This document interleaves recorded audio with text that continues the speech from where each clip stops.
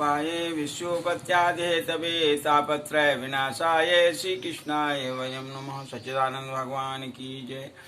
भगवत भक्तों की संत समाज की जय। नित्य की भांति आज मैं फिर स्वयं आपके सामने भागवत की कथा को लेकर के आया हूँ, तो आप उसको सुनिएगा। यथार्थ है, जो श्लोकों में लिखा है वही मैं केवल पाठन कर रहा हूँ। मैंने आपसे पहले भी अवगत करा दिया था, लेकिन लोग सुनने की इच्छा नहीं है। बहुत कथाएं होती हैं, इसलिए सुनने की इच्छा किसी की नहीं रहती है। लेकिन वास्तविक ये कथा का शब्दार्थ, आप श्रीमद् भागवत के श्लोकों का शब्दार्थ चाहते हैं तो आइए और सुनिए। कल मैंने भक्ति और का चरित्र पूरा आपको सुनाया था, न सनकादि ऋषियों और नारद के वृत्तांत को, वार्ता को। और उन्होंने कहा था कि भक्ति और ज्ञान वैराग्य अपने आप आ जाएंगे जब कथा का उद्घोष होगा या कथा प्रारंभ होगी। तो मैं श्लोकबद्ध फिर चल रहा हूँ।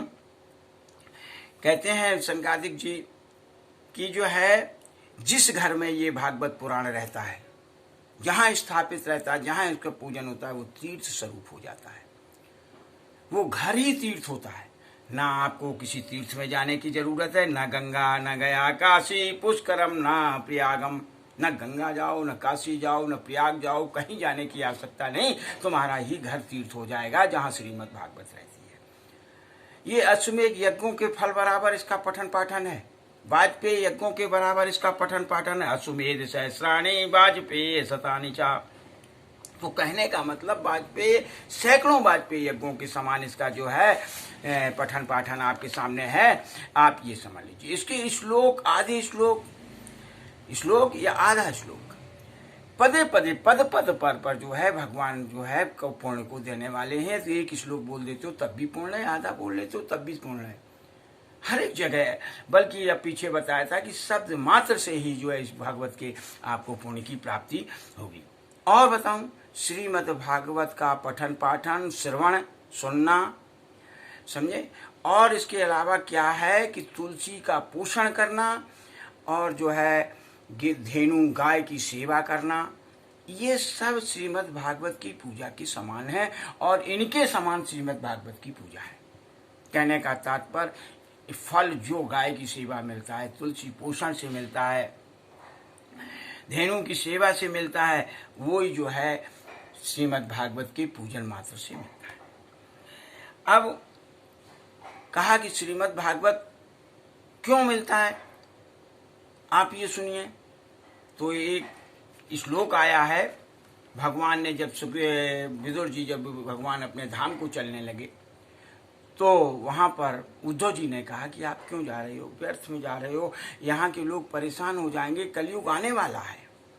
आप कहते हैं न तपसा न योगिन समाधना। ये श्रीमद् भागवत के सौनकादियों से मिला कि जो है कि ये न तप न योग से जो नहीं मिलता है, न समाधि से मिलता है, वो श्रीमद् भागवत के फल से मिलता है। क्यों ऐसा? तो उद्धव जी को जो है आज भगवान बता रहे हैं, जब अंतिम समय हुआ कि देखो यहाँ पृथ्वी का सहायक कोई नहीं है, साधु जनों का सहायक कोई नहीं है, और आपके जो भक्त हैं कलयुग की आजन से वो भी परेशान होंगे, उनका कोई सहायक नहीं है।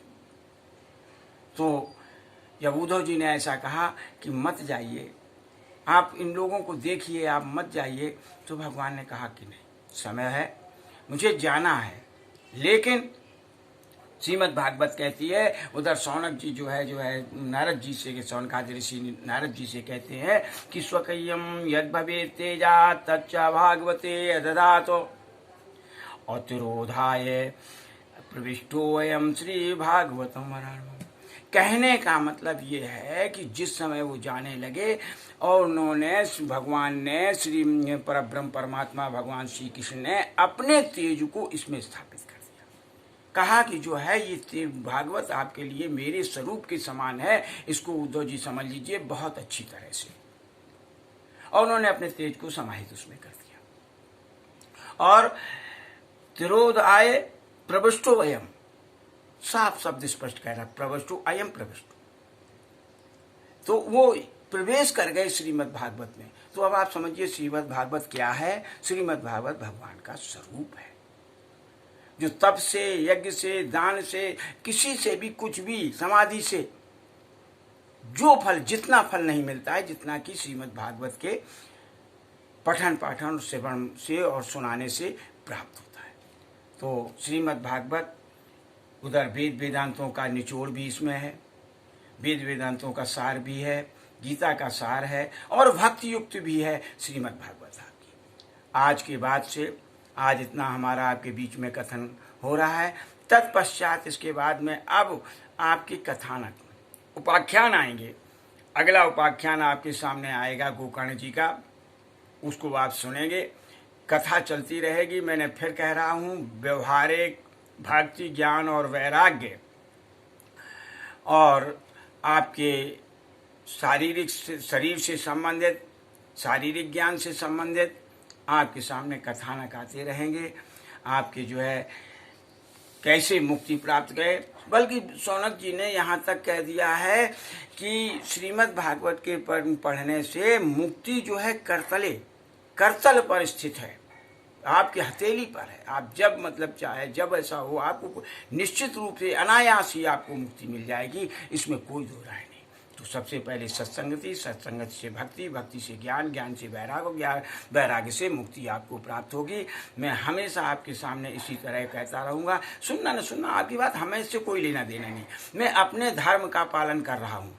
मैंने ये निश्चय कर लिया है कि एक श्लोक का वीडियो बना करके आपके सामने प्रस्तुत करना, ना मुझे किसी तरह की कोई चाहत वीडियो प्रेषण कर देना है। लोग कीर्तन में फंसे रहते हैं श्रीमद् भागवतों में, वहाँ क्या होता है, ढोलक और हारमोनियम ध्वज के जो है कीर्तन होता रहता है।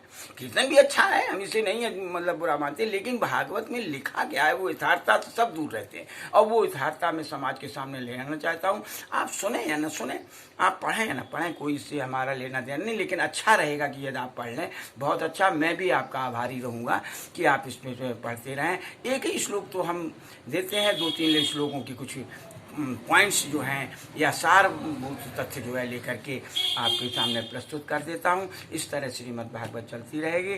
और आगे कल आपके उपाख्यान गोकर्ण जी का आएगा, आप उसे सुनिएगा। बहुत बहुत धन्यवाद।